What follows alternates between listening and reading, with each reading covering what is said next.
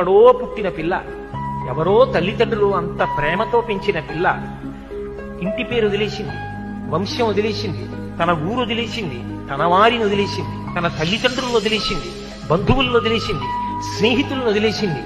ముక్కు ముఖం తెలియని నా కొడుకు చిటికిన వేలు పట్టుకుని నా ఇంటికి వచ్చింది. తాను మరణ సదృశమైన వేదన పొంది ప్రసవాన్ని పొందింది. నేను తాతనయ్యానని తాను పొంగిపోతాను. నా వంశాన్ని నిలబెట్టింది. మా మామగారు బాగుండాలని కోరుకుంది, మా అత్తగారు బాగుండాలని కోరుకుంది. తాను నోము చేస్తే, వ్రతం చేస్తే నా భర్త దీర్ఘాయుష్మంతుడు కావాలని అడిగింది. నిద్ర లేచి మంగళసూత్రం కళ్ళకద్దుకుంటే మా ఆయన బాగుండాలని కోరుకుంది.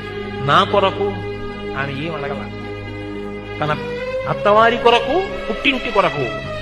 ఆ పిచ్చి తల్లి ఎక్కడో పుట్టిన పిల్ల నా ఇంటికొచ్చి ఇన్ని చేసిందే, ఆ పిల్లగా నాకెక్కువ, నా కొడుకు ఎక్కువ అంటే ఆ పిల్లే నాకెక్కువ, నా కోడలే ఎక్కువ.